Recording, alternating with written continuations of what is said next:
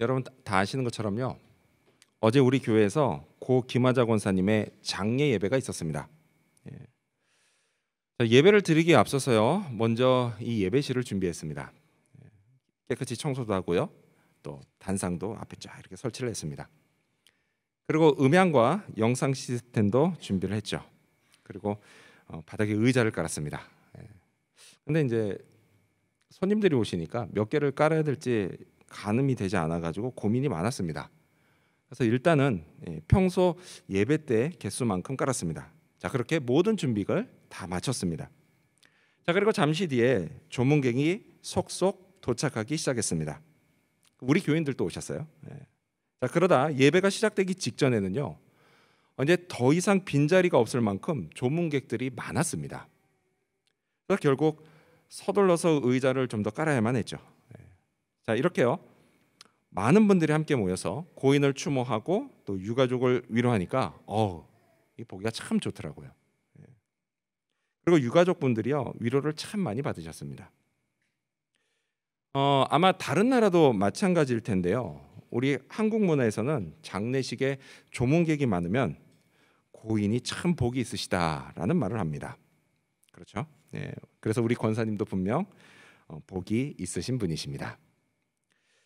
자, 여러분, 사람들은요, 누구나 복을 받기를 원합니다. 반대로요, 저주받는 건 무척 싫어합니다. 그리고 이건 우리 크리스찬들도 마찬가지예요. 자, 우리도 복을 받기를 원하지 저주받기를 원하는 사람은 아무도 없습니다. 자, 그래서 교회에서 부르는 찬양도요, 축복송은 많지만 저주송은 단 하나도 없습니다. 하지만 현실적으로요, 세상에는 복을 받는 사람이 있는가 하면 반대로 저주를 받는 사람이 있습니다. 근데 여러분, 이거요, 되게 무서운 얘기입니다. 자, 복을 받는 건 너무 좋은 일이에요. 너무 좋은 일이지만 저주를 받는 건 생각만 해도 너무 끔찍한 일이기 때문입니다. 더욱이요, 이 축복과 저주에 관한 것이 인간이 하는 말이 아닌 하나님이 하신 말씀이라면 이건 정말 진지하게 들어야 할 말씀입니다. 하나님께 복을 받는 거 참 좋은 일이지만 반대로 저주를 받는 건 이건 무조건 피해야만 하는 그런 일이기 때문입니다. 자, 오늘 본문에서 하나님은 예레미야 선지자를 통해 사람들 중 누구는 저주를 받고 반대로 누구는 축복을 받을 거라고 말씀하십니다. 자, 이 말씀은요, 수천 년 전 남유다 백성들은 물론이고 오늘 우리도 반드시 귀담아 들어야 할 말씀입니다. 저는요, 우리 모두가 축복을 받는 사람들이 되길 소망합니다. 자, 그렇다면 오늘 이 말씀을 통해서 우리가 얻어야 할 교훈을 알아보고자 합니다. 자, 과연 하나님은 어떤 사람이 저주를 받을 거라고 말씀하실까요? 반대로 어떤 사람이 복을 받을 거라고 말씀하실까요? 그리고 축복된 삶을 지속하기 위해 우리에게 필요한 것은 과연 무엇일까요? 먼저 첫 번째로 저주는 사람을 믿음으로 시작됩니다. 사람을 믿음으로 시작됩니다. 자, 우리 성경 읽어볼까요? 여러분 가져오신 성경 읽겠습니다. 예레미야 17장 5절 말씀을 읽겠습니다. 시작. 여호와께서 이와 같이 말씀하시니라. 무릇 사람을 믿으며 육신으로 그의 힘을 삼고 마음이 여호와에게서 떠난 그 사람은 저주를 받을 것이라. 아멘. 자, 지금 여러분 보시는 이 5절의 끝부분을 보면요, 어떤 사람이 저주를 받나요? 바로 마음이 여호와에게서 떠난 사람입니다. 자, 그런데 여러분, 마음이라고 하는 건요, 처음부터 하나님을 완전히 떠나버리는 게 아니에요. 처음에는 어떻게 하느냐, 이 마음이 사람을 믿기 시작하고요, 그러면서 점점 하나님을 떠나버리는 겁니다. 근데 여러분, 물론 사람을 믿는 게 무조건 잘못됐다 이런 말은 아닙니다. 이런 말 아니에요. 생각해 보세요. 서로를 믿지 못하면 거기서 어떻게 살겠습니까? 교회도 그렇잖아요. 교인들이 서로를 믿지 못해서 기도 제목도 내놓지 못하면 그게 무슨 교회입니까? 그런 교회는 다닐 수가 없어요. 근데 부부끼리도 그렇고요, 가족 간에도 그래요. 부부가요, 서로를 믿지 못하고 그리고 또 부모 자식이 서로를 믿지 못하면 그 집에 어떻게 살겠습니까? 부부는요, 또 가족은요, 서로 믿을 수 있어야 합니다. 그래야 행복합니다. 자, 그렇다면 다시 본문으로 돌아와서 사람을 믿는 게 뭐가 문제냐? 문제는요, 사람이 하나님보다 사람을 더 믿을 때 문제가 됩니다. 자, 예레미야 시대 남유다 사람들은요, 먼저는 아수르의 위협으로, 그리고 나중에는 바벨론의 위협으로 매우 위태로운 상황에 놓여 있었습니다. 자, 그런데요, 이걸 해결하겠다라고 해서 생각해낸 방법이 뭐냐? 그건 우상을 숭배한 죄를 회개하고 하나님께 돌아가는 것. 그게 아니라 뭐예요? 옆에 있는 또 다른 강대국 애굽의 군사력을 믿는 거였습니다. 이스라엘 민족의 하나님, 전쟁에 능하신 하나님이세요. 그런데 그 전쟁에 능하신 하나님의 힘을 믿지 않고 애굽 군대의 힘을 믿었다라는 거예요. 그리고 그걸 자기 힘으로 삼으려고 했다라는 겁니다. 자, 그래서요, 이걸 믿고 이제 우리들은 하나님 없어도 얼마든지 살 수 있어, 이렇게 생각했다라는 거예요. 그렇게 해서 점점점 마음이 하나님을 떠나버리고 멀어졌다라는 겁니다. 자, 그런데 이런 일이요, 남유다 사람들에게만 있을까요? 그렇지 않습니다. 오늘 우리 주변에도 많아요. 우리 주변에도. 자, 사람들이요, 하나님을 떠나버리는 이유도 되게 이와 같습니다. 하나님보다는 당장 눈에 보이는 그 사람이 더 믿을만하게 보인다라는 거예요. 그 사람이 가지고 있는 돈과 매력과 인맥, 그리고 정보가 훨씬 더 믿을만하게 보인다라는 겁니다. 그래서요, 나한테 어떤 문제가 딱 닥치면 어떻게 해요? 내가 기도해야 되는데 기도하는 게 아니라, 기도하기보다는 어떻게 해요? 사람을 의지한다라는 거예요. 여러분, 우리가 어떤 되게 난처한 문제나 까다로운 문제나 어려운 문제 다 이렇게 살면서 생활한 와중에 겪는 그런 문제들 딱 부딪히면 우리가 제일 먼저 뭐부터 하죠? 스마트폰부터 딱 꺼냅니다. 그리고 인터넷 검색을 딱 시작해요. 인터넷 검색. 하나님보다는요, 예전에는 이제 네이버 선생님이나 구글 선생님께 더 물어봤습니다. 그러다 요즘에는 선생님이 한 분 추가됐어요. 누구죠? 유튜브 선생님. 유튜브 선생님 추가됐습니다. 그것부터 먼저 찾습니다. 그분들에게 물어봐요. 어떤 분은 이제 제가 이렇게 얘기하면, 목사님, 그건 사람 아니잖아요. 그건 사람 아니고 인터넷이잖아요. 이렇게 말씀하실지 모르지만 사실 그건 모르고 하시는 말씀입니다. 사실 네이버나 구글의 검색 결과는요, 다 사람이 일일이 다 입력해 놓은 거예요. 유튜브도 마찬가지죠. 다 사람이 찍어서 올려놓은 것들입니다. 결국 뭐예요? 이것들은 다 사람이에요. 사람이라는 겁니다. 사람을 믿는 거다라는 거예요.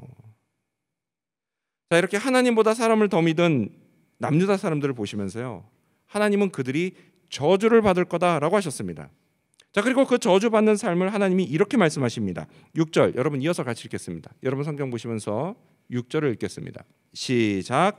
그는 사막의 떨기나무 같아서 좋은 일이 오는 것을 보지 못하고 광야 간조한 곳, 건건한 땅, 사람이 살지 않는 땅에 살리라. 아멘.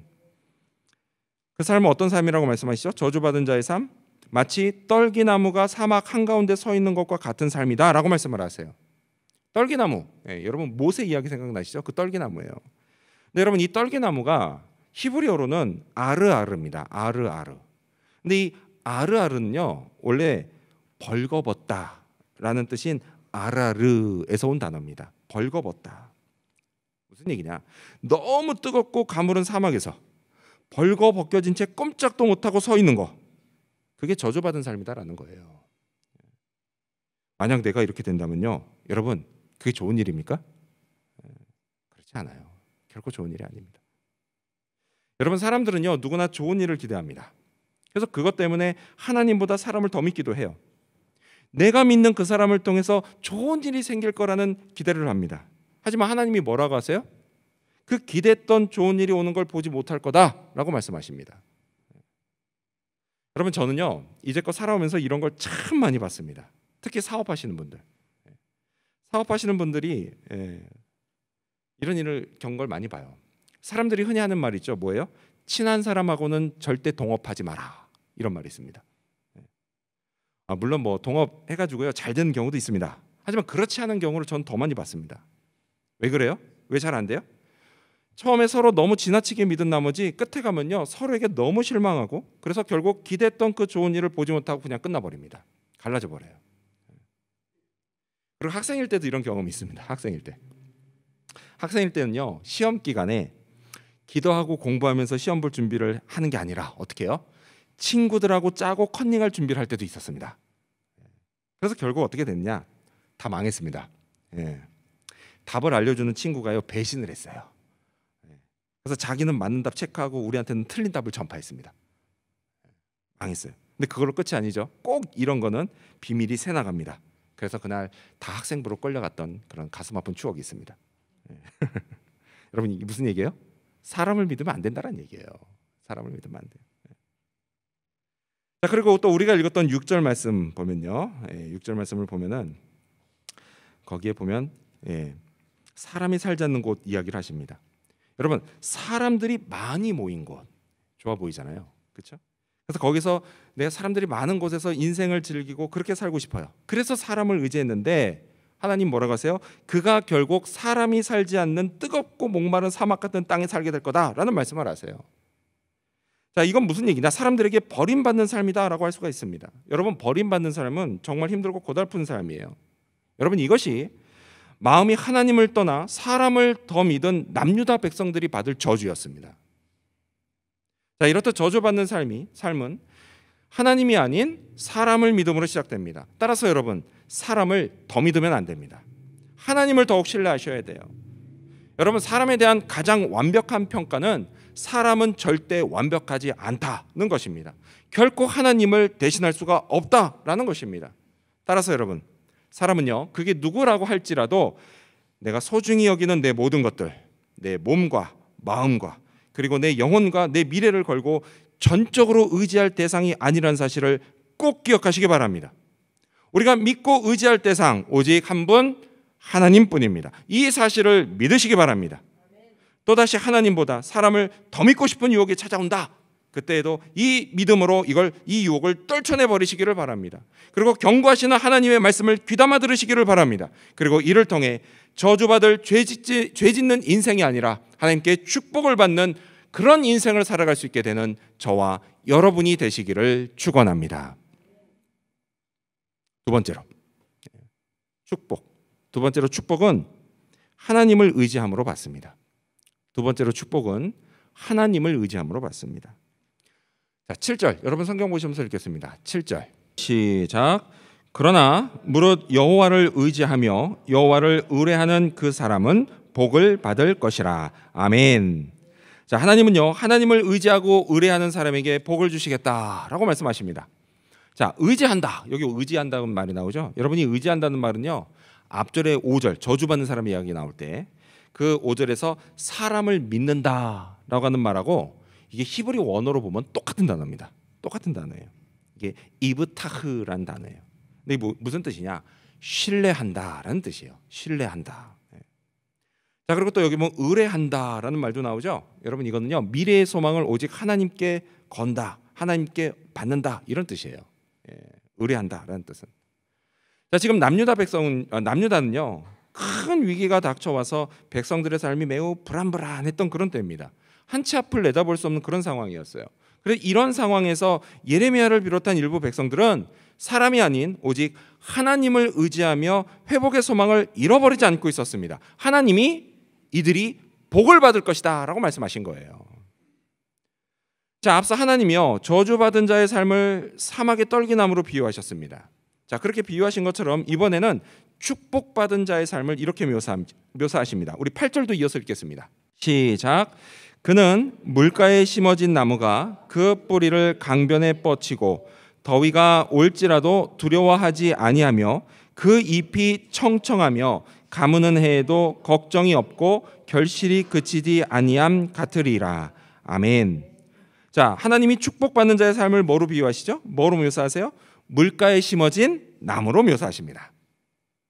여러분 저는요 물가에 심어진 나무라고 하면 제가 어린 시절 충남 광천에서 태어났거든요. 충남 광천에 태어났는데 그때 그 어린 시절 그 우리 시내에서 흐르던 그 시내가 옆에 있던 버드나무, 이 버드나무가 생각이 납니다. 근데 이제 요즘 한국에서는 저 버드나무가 이렇게 예전처럼 많지는 않더라고요.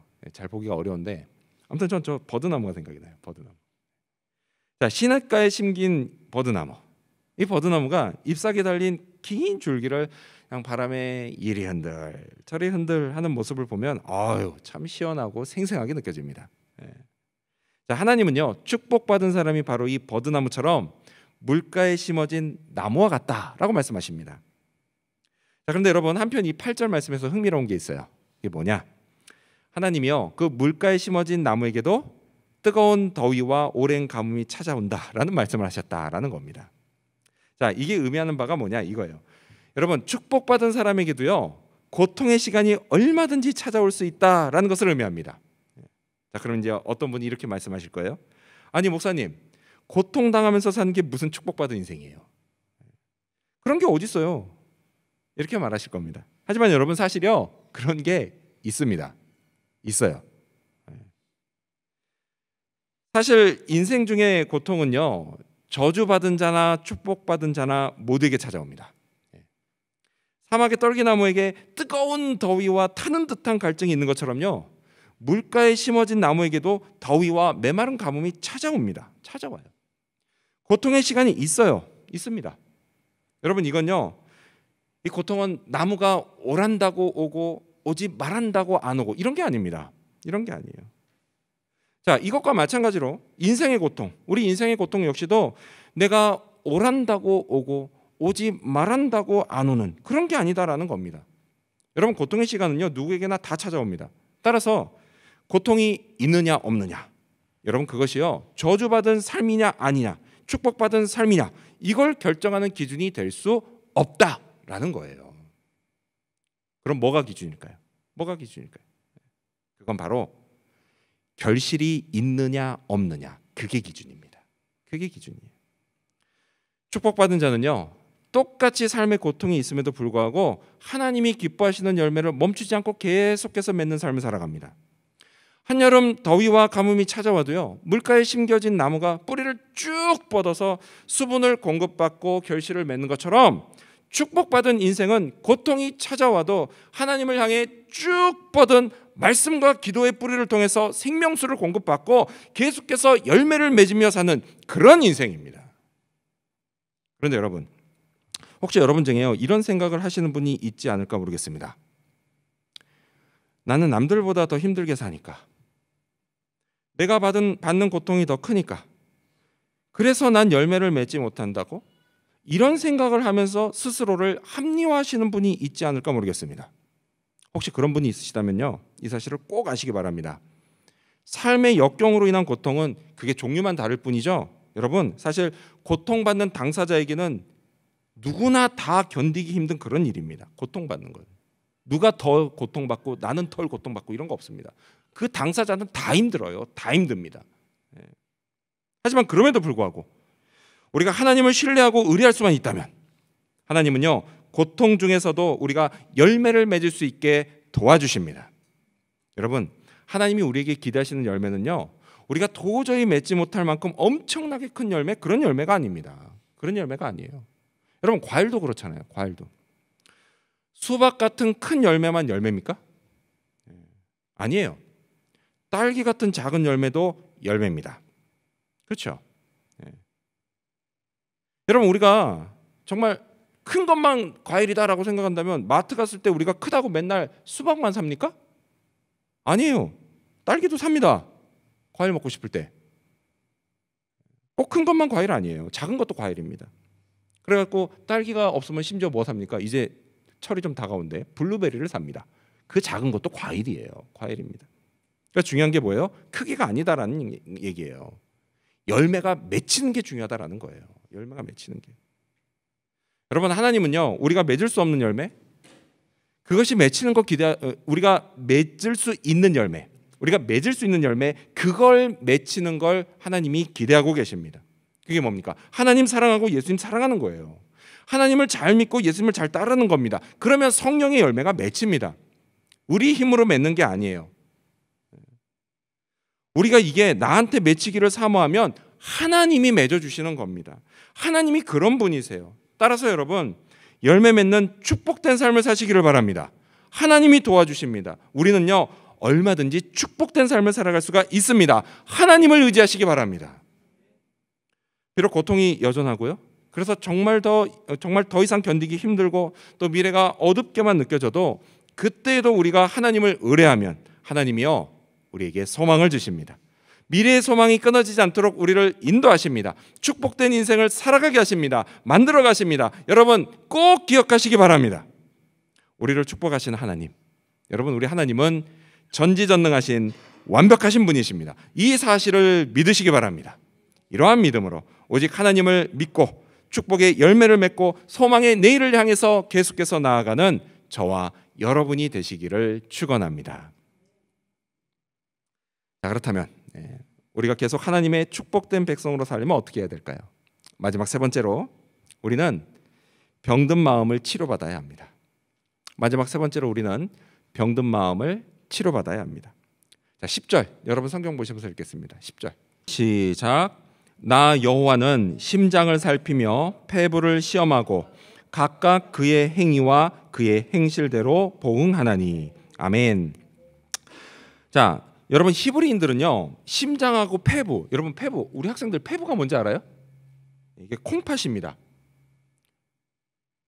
콩팥 알죠? 네, 콩팥. 네. 자, 심장하고 폐부. 히브리 사람들은요 이 심장하고 그리고 폐부, 콩팥에 이게 인간의 마음의 가장 깊은 곳이다라고 생각을 했습니다. 네. 자, 그래서 지금 이 10절 말씀은 무슨 얘기냐면 하나님이 그렇게 심장과 폐부, 사람의 마음속 가장 깊은 곳까지도 자세히 다 알아내시는 분이다라는 말씀을 하고 있는 겁니다. 얼마 전에요 그 초전도체 이슈가 있었습니다. 초전도체. 얼마 전 한국의 한 기업에서요 상온에서도 작동하는 초전도체 물질을 개발했다, 이런 뉴스가 있었어요. 그래서 이것 때문에 그냥 아주 떠들썩했죠. 실제로 개발한 게 사실이라면요 앞으로 세상이 엄청나게 달라질 거라고 했습니다. 근데 여러분, 저는 목사지 과학자는 아닙니다. 과학자가 아니다 보니까 사실 자세한 원리는 잘 몰라요. 잘 모르지만 뭐 어쨌든 엄청나게 대단한 거다라는 이야기는 좀 들었습니다. 그래서 여러분, 혹시 여러분 중에 이 초전도체가 뭔지 궁금하신 분이 있으면요 인터넷에서 자료를 찾아보시기 바랍니다. 아무튼 제가 이제 궁금했던 건 이거예요. 이 초전도체를 과연 어디다 쓰나, 이게 전 되게 궁금했었습니다. 그래서 이거 어디다 쓰나 하고 봤더니요, 여러분 병원에 가시면 MRI라는 거 있죠. MRI. 이 MRI가 초전도체 기술을 이용한 거라고 합니다.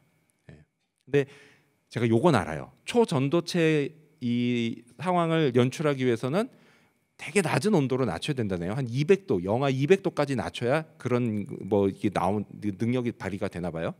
그러다 보니까 MRI도 이 온도를 낮추는 거, 이게 비용이 많이 들어서 MRI 찍을 때 돈이 많이 든다라는 이야기를 하더라고요.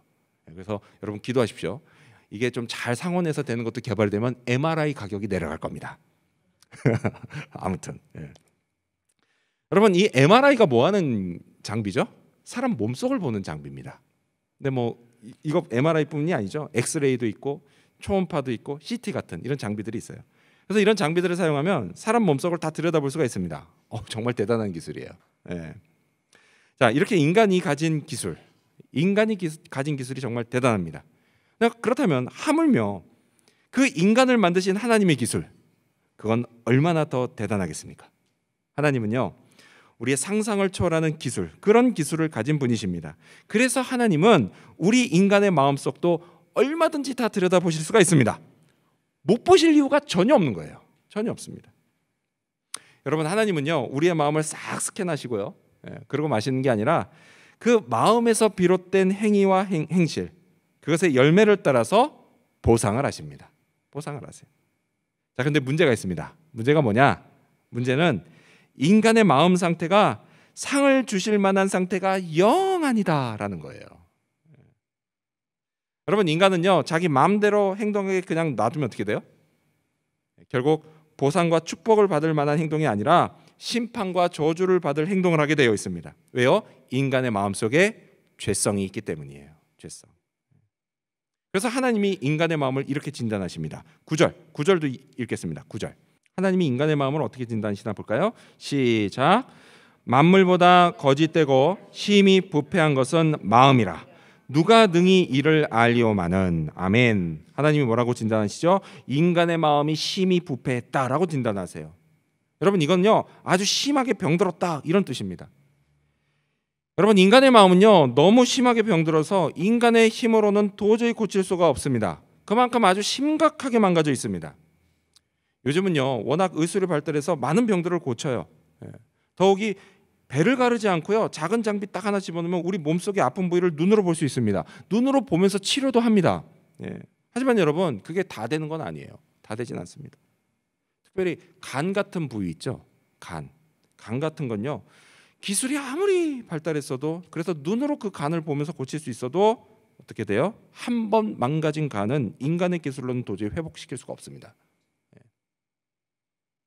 여러분 눈에 보이는 것도 이런데요. 하물며 보이지 않는 마음. 여러분 이 마음은요. 망가지면 더더욱 고칠 수가 없습니다. 인간의 힘으로는 고칠 수가 없어요. 심각하게 이 망가진 마음은 이 마음에서 비롯된 악한 말과 행동. 여러분 이런 걸로 인해서요. 그 결과 인간은 저주의 굴레를 벗어나지 못하게 됩니다. 여러분 이게요. 오늘 우리 인간의 실상이에요.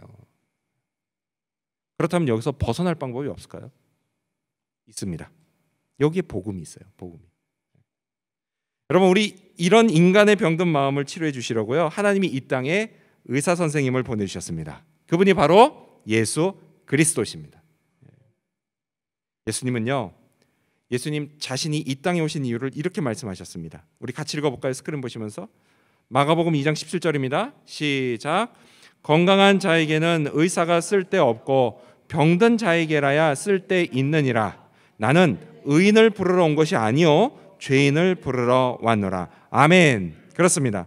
예수님을 구원자와 주인으로 믿는 사람의 병든 마음을 고치시는 치료자 하나님이십니다. 우리의 마음이 거짓되고 심히 부패하여 하나님으로부터 등을 돌려버렸다 할지라도 우리가 예수님을 구주로 믿으면 예수님이 우리의 병든 마음을 고치시고 그리고 우리가 다시 하나님께 돌아갈 수 있는 길을 열어주십니다.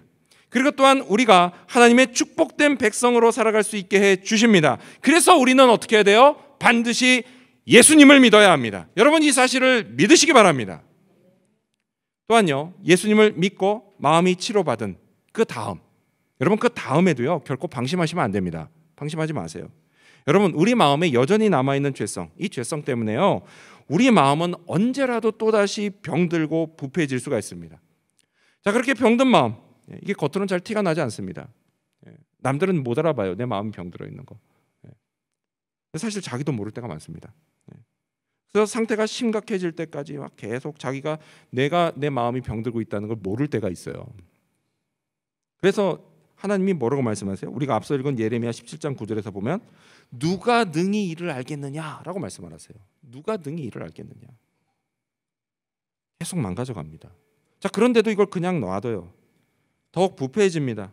그렇게 되면 우리 영혼이요 결국은 수렁에 빠져버리고 말아요. 그렇기 때문에요 여러분 우리는요 우리의 치료자이신 예수 그리스도께 일평생 딱 한 번 나가고 마는 게 아니라 수시로 나가야 되는 겁니다. 수시로 예수님 앞에 가야 됩니다. 예수님이 고쳐주시는 걸 기대하고 고침을 받아야 됩니다.